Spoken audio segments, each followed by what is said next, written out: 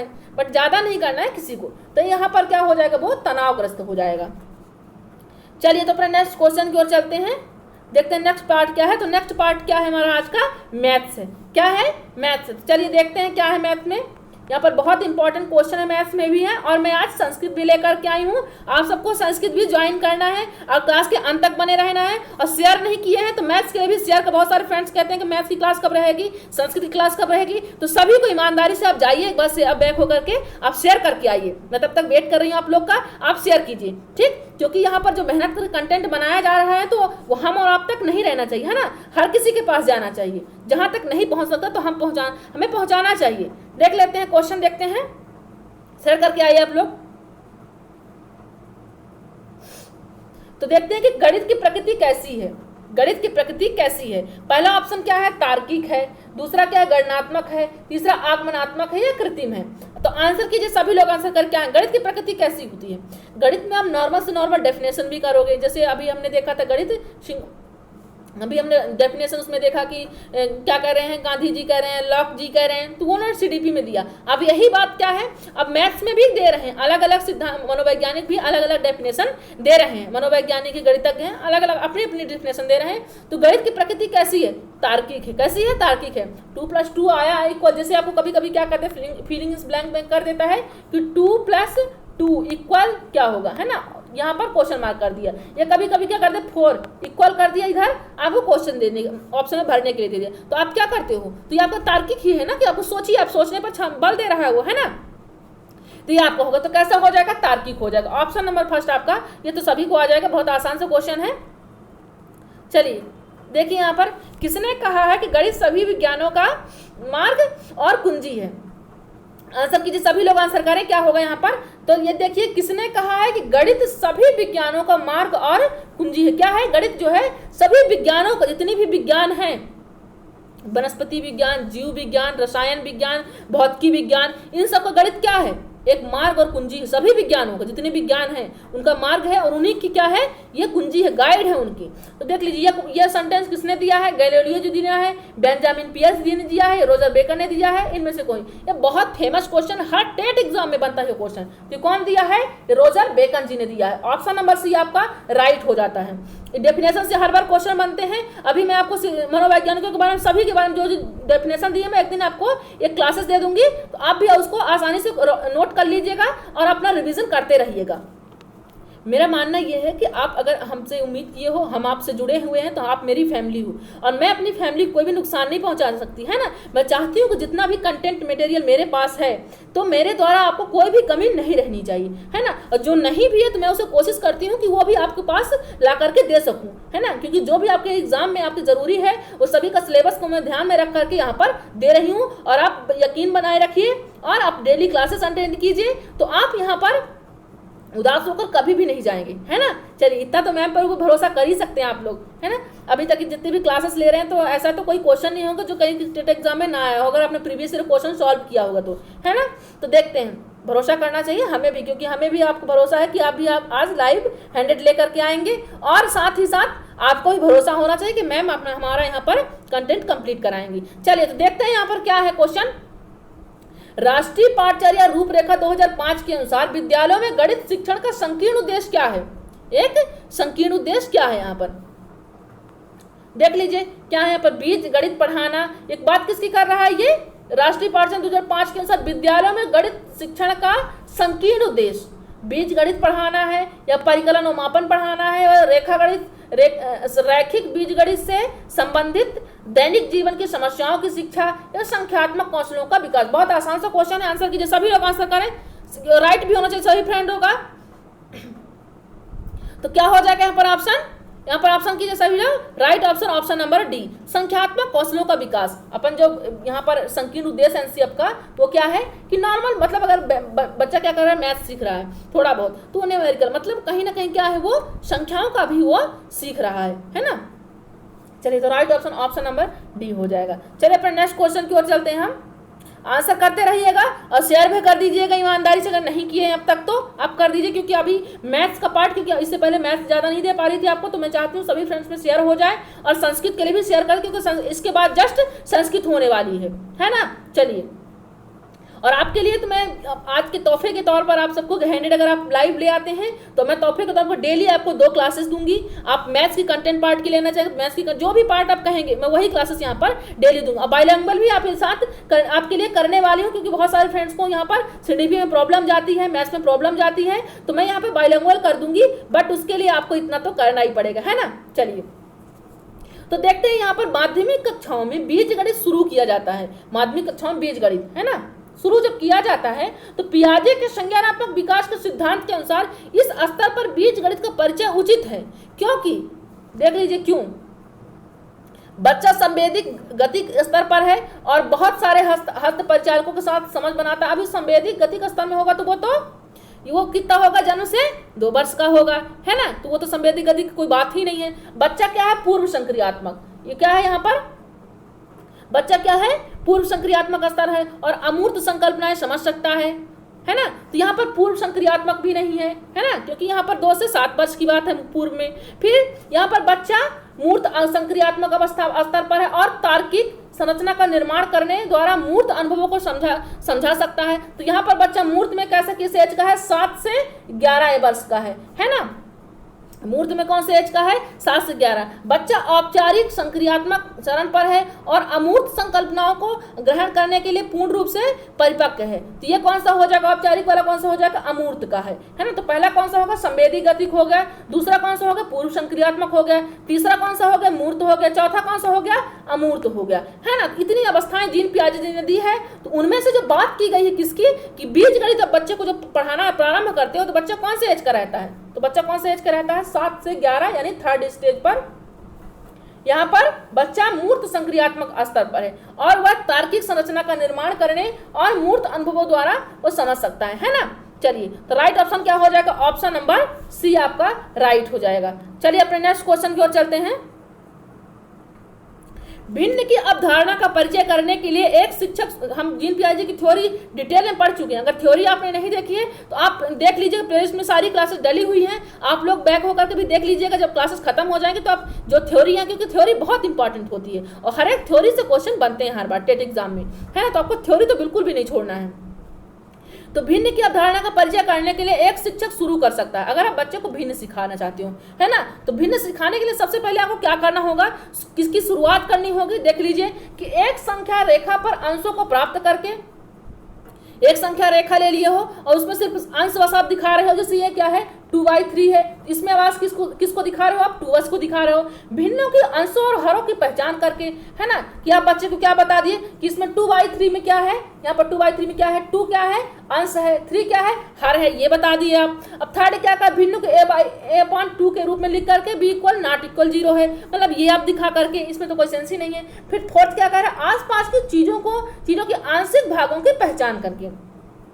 यहाँ पर आपका क्या हो जाएगा, राइट ऑप्शन हो जाएगा, क्योंकि आप चीजों को टुकड़ा करके, भिन्नों का मतलब क्या है, टुकड़ा ही तो होता है ना, पार्ट होता है। क्योंकि जैसे क्या हुआ 1/10, टोटल क्या हो गया 1/10, आपको किससे अपन पढ़ चुके हैं, चेतन मन अचेतन मन, है ना। तो 1/10 क्या है, चेतन है। अब इसका बचा हुआ पार्ट 9/10 क्या है, अचेतन का है ना। तो ये हमने देखा, तो ये टुकड़ों में हम बांट करके इसको समझा सकते हैं, आंशिक रूप से छोटे छोटे पार्टों में हम दिखा सकते हैं कि टोटल पार्ट कितना था, 10 था। टोटल पार्ट कितना था, 10 था, जिनमें से 1 पार्ट किसका था, चेतन का था, बाकी पार्ट किसका था, अचेतन का था, है ना। चलिए तो सबसे पहले हम उसको जो ठोस वस्तु होगी उसका पूरा पार्ट दिखा देंगे, उस पार्ट में से भी हमको उसको बता सकते हैं कि इसके इस पूरे पार्ट के हमने कितने टुकड़े कर दिए, उस टुकड़े को भाग में बांट करके उसे हम समझा सकते हैं। तो चलिए अपने नेक्स्ट क्वेश्चन की ओर चलते हैं। यह गणित की एनसीईआरटी पाठ्य पुस्तक की समस्या है। एनसीईआरटी पाठ्य पुस्तक की समस्या है कि एक प्रयोगशाला में एक प्रयोग में बैक्टीरिया की संख्या 2.5 प्रति घंटे की दर से बढ़ रही है। अगर प्रारंभ में बैक्टीरिया की संख्या 5 कितना है, यहाँ पर 5,60,000 है, तो 2 घंटे बाद बैक्टीरिया की संख्या क्या होगी। यहाँ पर मैथ्स की पार्ट दिया है, तो क्या है यहाँ पर कि पाठ्य पुस्तक की समस्या है कि एक प्रयोगशाला में एक प्रयोग में बैक्टीरिया की जो संख्या है वो दिन पर दिन बढ़ती जा रही है ना। तो अगर प्रारंभ में बैक्टीरिया की संख्या कितनी है, 5,60,000 है, अब बढ़ कितने घंटे से प्रति रही है, 2.5 की रेट से यहाँ पर प्रति घंटे की दर से बढ़ रही है। अब वर्तमान में कितनी है, 5,60,000 है, तो 2 घंटे बाद बैक्टीरिया की संख्या क्या होगी, है ना।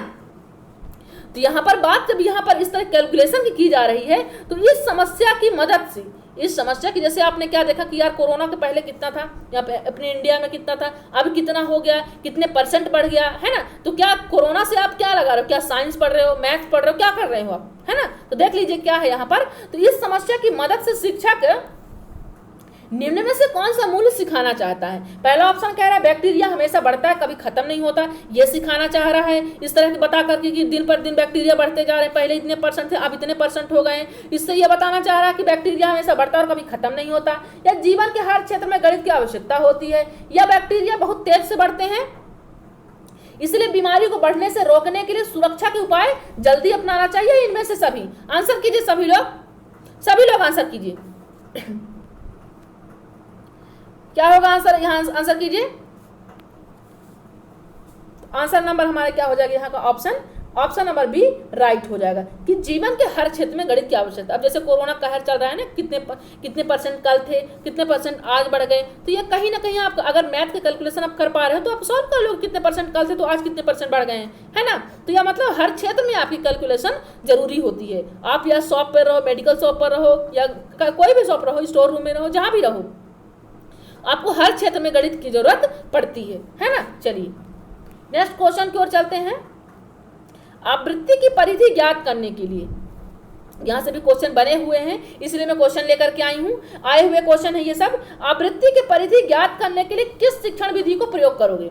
आवृत्ति की परिधि, यहाँ पर आवृत्ति नहीं होगा, वृत्ति की परिधि होगा, सॉरी आवृत्ति नहीं है, वृत्ति है यहाँ पर। वृत्त की परिधि ज्ञात करने के लिए किस शिक्षण विधि को प्रयोग में लाएंगे। आंसर कीजिए सभी लोग। पहला है विश्लेषण विधि, या इकाई विधि, या निगमन विधि, या क्रिया विधि। आंसर कीजिए। यहाँ पर राइट ऑप्शन क्या हो जाएगा, क्योंकि ज्यादा समय हो रहा था इसलिए हम बता रहे हैं आपको जल्दी जल्दी कि क्या हो जाएगा, निगमन विधि हो जाएगा। कौन सी विधि, निगमन विधि क्या बताती है, पहले हमको नियम बताती है, नियम से हमको सवालों में लेकर के जाती है। और हमको आगमन विधि में क्या होता है, पहले हमको एग्जाम्पल मिलता है, फिर हमको नियम, हम फिर उसको बना लेते हैं। तो वृत्त की जब आप परिधि ज्ञात करोगे उसके लिए आप निगमन विधि के तहत क्या करोगे, पहले उसका सूत्र होना चाहिए, है ना। वृत्त की परिधि का सूत्र क्या होगा, पाई आर स्क्वायर। तो पहले आपने पाई आर स्क्वायर जाना तभी तो आप उसकी परिधि ज्ञात कर सकते हो। आप ये किसके तहत कर रहे हो, ऑप्शन नंबर सी निगमन विधि के तहत। चलिए नेक्स्ट क्वेश्चन की ओर चलते हैं। हम देखते हैं नेक्स्ट क्वेश्चन क्या है कि अबेकस का प्रयोग छोटी कक्षाओं में किस शिक्षण प्रभावी होता है। हमने ये मैथ में पढ़ लिया, पेडागॉजी में अबेकस पढ़ा है, टेंग्राम पढ़ा है, जियो वर्ड पढ़ा है, ये सब कुछ हमने पढ़ रखा है। तो अगर आपने क्लासेस नहीं देखी है तो प्लेलिस्ट में मैथ्स की डली हुई है क्लासेस, आप उसे भी देख सकते हैं। इसकी PDF भी प्रोवाइड करा दी गई है, ग्रुप में भी करा दी गई, टेलीग्राम में भी करा दी गई है।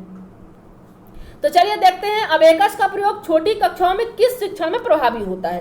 क्या बोलना सिखाने में होता है, या लिखना सिखाने में होता है, गिनती सिखाने में, या हस्तलेख सिखाने में होता है। अबेकस का प्रयोग कैसे होता है बताइए। जैसे ये क्या है, अबेकस है आपके पास, है ना। अबेकस में क्या होता है, मोतियों की माला से यहाँ पर बना हुआ होता है। तो यहाँ पर अगर आप छोटी कक्षाओं में क्या कर रहे हैं, बच्चे को अबेकस मोती दी हुई है, 1 2 3 4 बहुत सारी मोतियों की माला है, तो वो क्या कर, उससे आप काउंटिंग सिखा सकते हो उसको ना। तो ऑप्शन नंबर सी आपका राइट हो। जैसे मोतियों की माला है आपके पास, इस तरह की मोतियों की आपके पास माला है ना, किसी की भी रुद्राक्ष की है, जो भी है आपके पास, तो ये क्या है, माला है। तो आप इस तरह से बच्चे को क्या सिखा सकते हो, 1 2 3 4 5, इस तरह से बच्चे को गिनती आप आसानी से सिखा सकते हो। इसी तरह से अबेकस में मोतियों की माला लगी हुई होती है, उन्हीं मोतियों की माला से बच्चे को सिखाते हैं, गिनती सिखाते हैं। तो चलिए अपने नेक्स्ट क्वेश्चन की ओर चलते हैं। अभी संस्कृत का पार्ट बचा हुआ है, इसको करके बिल्कुल भी नहीं जाना है, सभी फ्रेंड्स बने रहेंगे। चलिए देखते हैं क्या क्वेश्चन कह रहा है कि आप कक्षा 4 के विद्यार्थियों को क्षेत्रफल, और अगर आपने शेयर नहीं किया है तो जितने भी संस्कृत के फ्रेंड्स हैं सभी को शेयर कर दीजिए और सभी को जोड़ दीजिए, क्योंकि अब इसके जस्ट बाद संस्कृत होने वाली है। चलिए देखते हैं कि आप कक्षा 4 के विद्यार्थियों को क्षेत्रफल और परिधि की अवधारणाओं का शिक्षण करने में कौन सा उपकरण का प्रयोग करेंगे। कक्षा 4 के विद्यार्थियों को क्षेत्रफल आप और परिधि के बारे में समझाना चाहते हो। 2D क्षेत्रफल और परिधि कैसा है, ये 2D क्षेत्र है। ये किसके अंतर्गत है, जैसे आयत का आप क्षेत्रफल निकाल रहे हो, समचतुर्भुज का आप क्षेत्रफल निकाल, ये सब क्या है, तो ये सब किस में आएंगे, ये सब 2D में आएंगे, है ना। तो देख लीजिए 2D का प्रयोग कहाँ पर, अबेकस में होता है, ग्राफ पेपर में, जियो बोर्ड में होता है, या ग्रिड पेपर में होता है। तो हमारा ऑप्शन नंबर सी जियो बोर्ड में है। जियो बोर्ड किस में यूज होता है, 2D में होता है ना। चलिए देख लेते हैं नेक्स्ट, देखते हैं क्या है क्योंकि जो जियो बोर्ड होता है, थोड़ा सा दिखा देती हूँ आपको, जियो बोर्ड में ऐसे आपका जियो बोर्ड है ना, ठीक, और रबर की उसमें धागाएं लगे रहते हैं। तो जैसे अगर यहाँ पर डायग्राम बना देगा वो, इन्हीं रबरों को आप क्या कर सकते हो, बाकी पार्टों से भी अटैच कर सकते हो। अगर आपको आयत बनाना है, जो भी आपको बनाना, जिस डायग्राम का आपको क्षेत्रफल परिधि निकालना है, आप उसी तरह से रबरों को घुमा करके बना सकते हो, है ना। इसीलिए यहाँ पर 2D में काम आता है जियो बोर्ड। चलिए देखते हैं नेक्स्ट क्या है।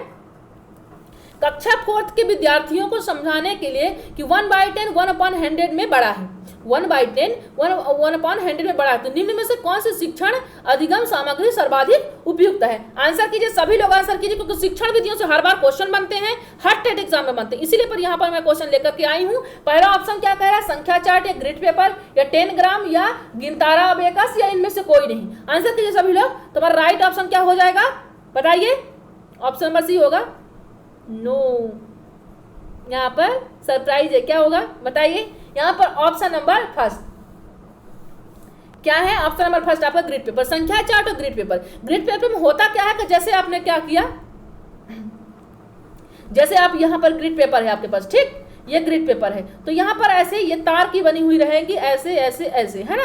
तो यहाँ पर क्या करोगे, जैसे आपको क्या सिखाना है, आपको दशमलव के, जैसे 1/10 1/100 से बड़ा है, तो यहाँ पर 0.5 है, ये क्या है 0.5 है, तो यहाँ पर आप क्या करोगे 0.005। आपको समझाना कि 0 पॉइंट जो है 0.000 से 005 से बड़ा है, इसको आप कैसे समझाओगे बताइए। तो आप इस संख्या चार्ट के ग्रिड पेपर से आप सहायता से आप इसको यहाँ पर प्रदर्शित करके कि 0.5 यह हो गया और ये 0.05। अब इसी में 5 के बाद आप क्या लगा सकते हो, 5 लगा सकते हो, 5 के बाद ये क्या हो जाएगा, ये 50 हो जाएगा, और ये 0.05 हो गया, तो 5 बड़ा हो गया 50 बड़ा हो 50 हुआ। यह हम यहाँ से ग्रिड पेपर की सहायता से हम बच्चों को समझा सकते हैं। चलिए, तो मैथ का सेशन कैसा लगा बताइएगा आप लोग कमेंट में, सभी सेशन कैसे लगे, क्या मैं समझा पा रही हूँ आप सबको जैसा आप समझना चाहते हैं। नहीं समझा पा रही तो भी बताइएगा, दूसरी भी टेक्निक अपनाऊंगी, है ना, क्योंकि शिक्षक को सभी टेक्निक अपनानी चाहिए, है ना, कि जिसमें आप मेरे फ्रेंड समझ पा रहे हैं उसी में। चलिए, तो पहले सबसे पहले आप संस्कृत के जितने फ्रेंड्स सबको शेयर कर दीजिए, अपने सभी साथियों को शेयर करके आइए, क्योंकि संस्कृत का पार्ट ये फर्स्ट पार्ट है, आज पहला दिन है संस्कृत का, तो सभी लोग यहाँ पर जुड़ जाएं, जितने भी फ्रेंड। तब तक मैं पानी पी लेती हूँ, आप लोग शेयर करके आइए।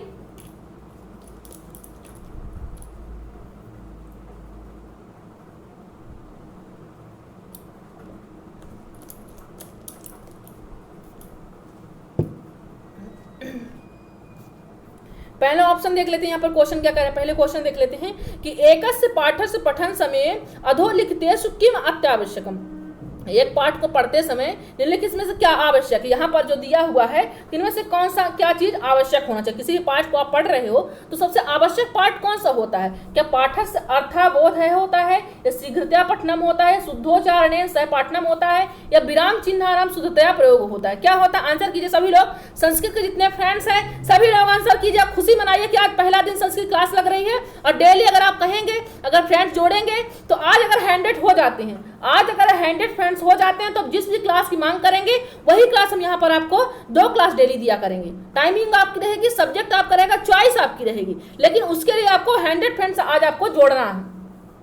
चलिए, तो देखते हैं क्या है यहाँ पर कि एक पाठ को पढ़ने में सबसे आवश्यक क्या, किसी भी पाठ को पढ़ रहे तो सबसे ज्यादा महत्वपूर्ण क्या है, उस पाठ का आपको अर्थ कितना मिल रहा है। किसी भी पाठ को पढ़ रहे हो उसमें महत्वपूर्ण क्या है, उसमें महत्वपूर्ण है आप उसका अर्थ कितना ले पा रहे हो, है ना। तो राइट ऑप्शन क्या हो जाएगा, ऑप्शन नंबर फर्स्ट हो जाएगा, शीघ्रतया पठनम। आप बहुत ही शीघ्र जल्दी पढ़ रहे हो तो उसका क्या मतलब है, कोई भी पाठ को पढ़ रहे हो तो जल्दी पढ़ रहे हो, उसको कोई मतलब तो है नहीं अगर आपको अर्थ नहीं मिल रहा तो। शुद्धोच्चारण सह पठन, हाँ ये सही है कि शुद्ध उच्चारण के साथ पढ़ना चाहिए, लेकिन कितना भी आप शुद्ध उच्चारण पढ़ रहे हो, पाठ का अर्थ नहीं मालूम है कि आप ये हमको पाठ, ये मैगजीन या हमको कहानी या कविता हमको क्या सीख दे रही है, आपके पढ़ाई करने कोई मतलब नहीं। अगर आपने यहाँ पर 50 क्वेश्चन कर भी लिया, लेकिन अगर आप ध्यान से नहीं देखा होगा तो आपके 50 क्वेश्चन करने कोई मतलब नहीं, आपको फिर से रिवीजन करना पड़ेगा, है ना। तो अब विराम चिन्ह शुद्धता प्रयोग, विराम चिन्ह आपने भी कितना भी लगाया है, लेकिन जब आप अर्थ नहीं जानते उसका कोई सेंस यहाँ पर नहीं है। तो अत्यावश्यक क्या है, किसी पाठ पढ़ने का आवश्यक क्या है,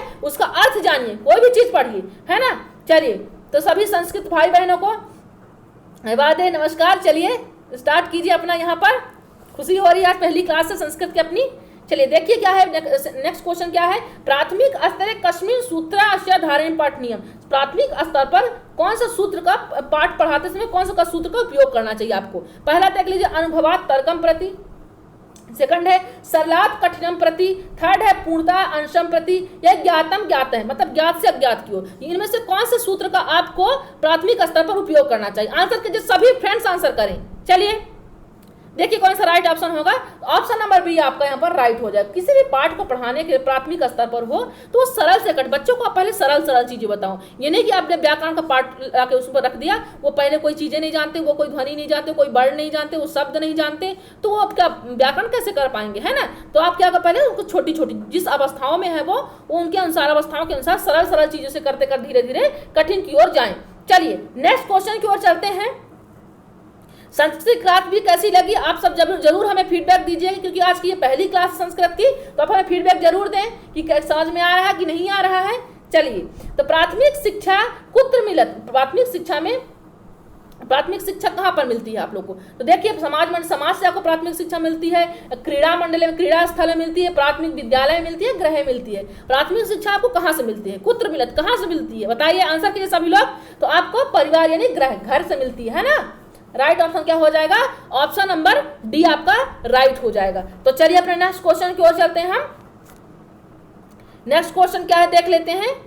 क्योंकि संस्कृत में जो ये पार्ट लेकर आई हूँ, संस्कृत से क्या क्या बनते हैं मैं क्वेश्चन आपको बता देती हूँ। संधि से कौन सा क्वेश्चन बनते हैं, समास, क्योंकि आपको पैसेज भी पूछा जाएगा, आपके एक गद्य से एक पद्य से रहेंगे, लेकिन आप आजकल आपने देखा गद्य पद्य के क्वेश्चन कम ही रहते हैं। उसी में आपका संधि पूछ लेगा, उसी में व्याकरण आपका समास पूछ लेगा, उसी में क्रिया, उसी में संज्ञा, उसी में सर्वनाम, उसी में प्रत्यय, उसी में उपसर्ग, है ना। मतलब कि पैसेज से क्वेश्चन कम रहेंगे, बाकी पार्ट से ज्यादा रहते हैं। हाँ नाम मात्र के पैसेज रहेंगे, लेकिन उसी पैसेज से आपका व्याकरण पार्ट टोटल दे देंगे। अलग से व्याकरण नहीं आती, लेकिन पैसेज के अंदर ही आपको व्याकरण निकाल करके कंटेंट में आपको मिलता है एग्जाम में, है ना, चाहे वो कोई भी टेट का एग्जाम हो। देख लीजिए तो यहाँ पर प्रत्यय की भी, ये तुमुन प्रत्यय की बात की गई, तो तुमुन प्रत्यात शब्द है, तो तुमुन प्रत्यय इनमें से कौन सा है, कौन से शब्द में है। सिंहासनम इस शब्द में तुमुन प्रत्यय, स्थातुम या कांडम या प्रजापति। तो जैसे कि आप जानते तुमुन प्रत्यय में तुम शेष रह जाता है ना, तो तुम शेष रहता है, तो इसमें देख लीजिए कौन सा ऐसा शब्द है जो तुम शेष रह गया, तो स्थातुम। आपका राइट ऑप्शन क्या हो जाएगा, ऑप्शन। आप ध्यान रखिए जैसे तुमुन प्रत्यय की जब भी बात आएगी तो क्या एग्जाम्पल रहेगा, लास्ट में आपको तुम जरूर मिलेगा वो क्वेश्चन में। भक्तुम, जैसे भक्तुम है ना, चेतनुम है ना, चेतनम, ये सब क्या हो जाएगा आपका तुमुन प्रत्यय यानी तुम, अस्थातुम, ये आपका राइट ऑप्शन हो जाएगा। तो चलिए अपने नेक्स्ट क्वेश्चन की ओर चलते हैं। क्या है नेक्स्ट क्वेश्चन देखते हैं। एका प्राथमिक कक्षाया शिक्षिका बालकान निर्देशयत यत् एकम एकम वाक्यम स्वपरिवार विषयों पर लिखन्तु। एक प्राथमिक कक्षा की शिक्षिका क्या करती, सभी बालकों को कहती है कि अपने परिवार के बारे में एक एक वाक्य आप लिखिए, विषय अपने परिवार के विषय में एक एक वाक्य लिखिए। केचन लिखंत केचन, कोई लिखता है कोई नहीं लिखता है। तेषा समस्या ज्ञान सा करोति, उसके लिए शिक्षिका क्या करेगी, किस इस समस्या का निदान वो कैसे करेगी। तो देख लीजिए क्या पहला ऑप्शन क्या है, निदानात्मक परीक्षणम या परीक्षा या दंडम या कक्षात बहिनिष्क, उसको क्या कर देना चाहिए, इसके लिए उसको क्या समस्या का निदान होना चाहिए, या परीक्षा लेनी चाहिए, दंडम लेनी चाहिए, और या कक्षात बहिनिष्कासन। मतलब कोई लिखता है कोई नहीं लिखता, लेकिन जो नहीं लिखते उसको क्या करेगी, निदानात्मक। क्यों नहीं लिखोगे, रीजन ढूंढेगी वो मैडम, तो क्या करेगी निदानात्मक। निदानात्मक में क्या होता है कि देखा जाता है क्यों नहीं कार्य, ये कार्य क्यों, जिसे निदानात्मक में क्या कमियों को ढूंढा जाएगा, उपचारात्मक में उसका उपचार की। यहाँ पर जो बच्चा नहीं लिख रहा है उसका निदान करेगी मैडम, शिक्षिका करेगी कि आखिर क्यों बच्चा नहीं लिख रहा है, और उस निदान जब उसको मिल जाएगा, उसका रीजन मिल जाएगा, तो वो क्या करेंगे, उनका उपचार करेंगी। उसी के तहत फिर उनको नेक्स्ट क्लासेस दी जाएगी। तो यहाँ पर राइट ऑप्शन क्या हो जाएगा, ऑप्शन नंबर फर्स्ट। आपको क्लासेस कैसी लगे, क्या समझ में आ रहा है मेरे बताए अनुसार, आप जरूर हमें फीडबैक दीजिएगा, ठीक। चलिए तो नेक्स्ट क्वेश्चन देखते हैं। नेक्स्ट क्वेश्चन क्या है, सर्वेषां भाषाणां जननी इयम इति प्रसिद्ध है। सभी भाषाओं की जननी है जो सबसे प्रसिद्ध है। कौन सी भाषा है जो सभी भाषाओं की जननी है, बताइए, आंसर कीजिए। मातृभाषा है, राष्ट्रभाषा है, या आंग्ल भाषा है, या संस्कृत भाषा है। आंसर करें सभी फ्रेंड्स, आंसर करें और शेयर भी करके आइए, सभी फ्रेंड्स शेयर करके ईमानदारी से शेयर कीजिए। चलिए तो राइट ऑप्शन क्या हो जाएगा, ऑप्शन नंबर डी, संस्कृत भाषा सभी भाषाओं की जननी है ना। चलिए राइट ऑप्शन क्या हो जाएगा, ऑप्शन नंबर डी हो जाएगा। अपने नेक्स्ट क्वेश्चन की ओर चलते हैं कि संस्कृत भाषा शिक्षण अनुवाद विधि क्या उच्यते। संस्कृत भाषा शिक्षण में अनुवाद करते हैं तो कौन सी विधि का उपयोग कर, जैसे कि संस्कृत भाषा है तो उसको आप अनुवाद करो किसी हिंदी भाषा में, इस अनुवाद करने के लिए कौन सी भाषा का, कौन सी विधि का आप प्रयोग करोगे यहाँ पर? क्या सूत्र विधि का प्रयोग करोगे, या व्याकरण विधि करोगे, या भंडारकर विधि, या बहुमुखी विधि? कौन सी विधि का प्रयोग करोगे? संस्कृत भाषा शिक्षण को अनुवाद अगर हिंदी भाषा में करना चाहते हो, या कहना चाहते हो, अनुवाद बताना चाहते हो, तो कौन सी विधि के तहत आप उसे हिंदी में अनुवाद कर पाओगे? तो राइट ऑप्शन क्या हो जाएगा? ऑप्शन नंबर सी, भंडारकर विधि में क्या किया जाता है? जैसे पहले क्या होता था, पहले विदेशी भाषाएं होती थी, उन भाषाओं को अपनी भाषा में बदला जाता था, उसी को क्या कहा जाता है? भंडारकर विधि। इस भंडारकर विधि के तहत क्या होता है कि इसमें अपनी मातृभाषा में बदल दिया जाता है, दूसरी भाषाओं को भी अपनी मातृभाषा में ट्रांसलेट कर दिया। जैसे मैं संस्कृत का हिंदी ट्रांसलेट कर रही हूँ तो किसके तहत? ये भंडारकर विधि के तहत कर रही हूँ। तो राइट ऑप्शन नंबर सी हो जाएगा। चलिए नेक्स्ट क्वेश्चन देखते हैं। विधियों से भी क्वेश्चन और भी लाएंगे। ये तो आपका ट्रेलर है, देख लीजिए कैसे कैसे क्वेश्चन बनते हैं। क्या आपने इन पार्टों में देखा है, आपका ऑब्जर्व किया है, इनका पार्ट आप पढ़ चुके हैं, इनको ध्यान में रखें अपने एग्जाम के लिए कि नहीं रखें? सिर्फ आपको झलक के लिए लेकर के आई हूँ। आप कहेंगे डेली क्लासेस रहेगी इन सबकी, अगर आप समझ पा रहे होंगे तब। और अपनी कंडीशन जो हमारी है कि आज हम क्या है, हैंडेड लाइव फ्रेंड्स रहेंगे, क्योंकि लाइव क्लास जल्दी ही लेना है हम सबको, है ना। चलिए देखते हैं क्वेश्चन क्या कह रहा है कि व्याकरण शिक्षण सर्वोत्तम कै विधि, व्याकरण शिक्षण की सर्वोत्तम विधि कौन सी है? पहला है आगमन निगमन विधि, या सूत्र व्याख्या विधि, या नियमन विनियम विधि, या शिक्षण विधि। कौन सी विधि यहाँ पर व्याकरण शिक्षण की सर्वोत्तम विधि होती है? आंसर कीजिए, सभी लोग आंसर कीजिए। तो राइट ऑप्शन क्या हो जाएगा? आगमन निगमन की विधि। आगमन निगमन की विधि के तहत हम क्या करते हैं? व्याकरण शिक्षण का हम उपयोग करते हैं। मतलब पहले हम उदाहरण लेते हैं, फिर उसी का हम नियम जानने लगते हैं, है ना। चलिए नेक्स्ट क्वेश्चन की ओर चलते हैं। नेक्स्ट क्वेश्चन देखते हैं क्या है। प्रवचन विधि उपयोग सार्थक अस्ति, प्रवचन विधि के लिए कौन सी यहाँ पर उपयोगी सार्थक है? प्रवचन विधि जो है तो यहाँ पर जो स्तर दिया हुआ है, कौन से स्तर के लिए सर्वाधिक सार्थक है? या प्रवचन विधि जो होती है व्याख्या विधि, वो कौन से स्तर के लिए उपयोगी है? प्राथमिक स्तर के लिए है, या उच्च प्राथमिक के लिए, या माध्यमिक के लिए, या उच्च माध्यमिक के लिए? आंसर कीजिए, सभी लोग आंसर करें। तो कौन से ऑप्शन के लिए हो जाएगा? ऑप्शन नंबर डी हो जाएगा कि जो प्रवचन विधि व्याख्या, क्योंकि बच्चे भी प्राथमिक स्तर के बच्चे व्याख्या आप कर दोगे नहीं समझ पाएंगे, उनको गीतों के माध्यम से, अभिनय के माध्यम से, नाटक के माध्यम से, एकांकी के माध्यम से उनको सिखाइए प्राथमिक स्तर पर। बात जब उच्च माध्यमिक स्तर की आएगी तब बच्चा 8 to 10 सीखने लगेगा। प्रवचन भी अगर आप क्लास में समझा रहे हो तो वो समझ पाएगा। तो राइट ऑप्शन क्या हो जाएगा? ऑप्शन नंबर डी हो जाएगा। चलिए नेक्स्ट क्वेश्चन की ओर चलते हैं कि प्राथमिक शिक्षा कुत्र में, शायद ये क्वेश्चन रिपीट हो गया है, सॉरी, खेद है हमें इसके लिए, लेकिन फिर भी हम देख लेते हैं कि प्राथमिक शिक्षा कुत्र, प्राथमिक शिक्षा कहाँ से मिलती है? तो हमने देखा था कि समाज से भी मिलती है, लेकिन ज़्यादा प्राथमिक शिक्षा कहाँ से मिलेगी? वो हमको गृह से यानी घर से मिलेगी। चलिए राइट ऑप्शन क्या है इसका? Option number D. रिपीट हो गया क्वेश्चन, हम नेक्स्ट सेशन पर कर लेंगे ये क्वेश्चन, ठीक है। चलिए तो आज का सेशन आपको कैसा लगा हमें फीडबैक जरूर दीजिए, क्योंकि 50 क्वेश्चन अपने आप में बहुत होते हैं, है ना। ठीक है, उसका फास्ट भी थी मैं आज, लेकिन आप सबके लिए यहाँ पर प्रॉमिस करके गई थी, तो मैं आप यहाँ पर 50 क्वेश्चन लेकर के आई हूँ। आपको सेशन कैसा लगा है? और आपके साथी कोई छूट गए हैं, आप उन्हें क्लासेस शेयर कर दीजिएगा, लिंक शेयर कर दीजिएगा, ताकि वो भी इनसे क्लासेस से जुड़ पाए, इसका आनंद ले पाए, अपना आकलन कर पाए वो, ठीक। अगर आपको क्लासेस चाहिए, 2 क्लासेस चाहिए, तो आप देख लीजिए आपको कौन सी क्लासेस चाहिए, तो वही क्लासेस हम डेली यहाँ पर 2 क्लासेस डेली लिया करेंगे। चलिए तो क्लासेस कैसी थी कमेंट बॉक्स में आंसर किया। अपने सभी जितने फ्रेंड्स अब तक लाइव थे, सभी फ्रेंड्स अपना नंबर यहाँ पर बताएंगे। चलिए, और यहाँ पर क्लासेस कैसी लगी ये भी कमेंट बॉक्स में हमको जरूर बताएंगे। तो चलिए आज के लिए बस इतना ही। जय हिंद, जय भारत।